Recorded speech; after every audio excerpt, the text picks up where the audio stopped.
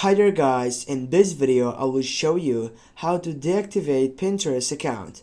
Firstly, get up into your profile section on your account and then tap on the three dots on your right upper side.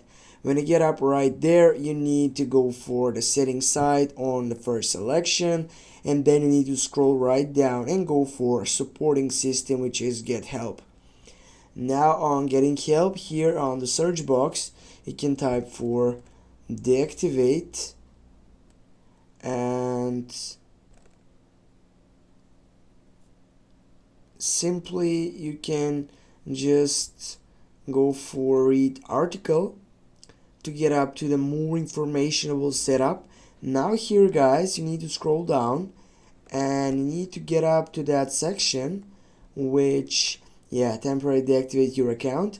Go for that section and simply click on this setups to get up into that selection. Thanks for watching guys. Don't forget to hit that like and share the video. See you soon.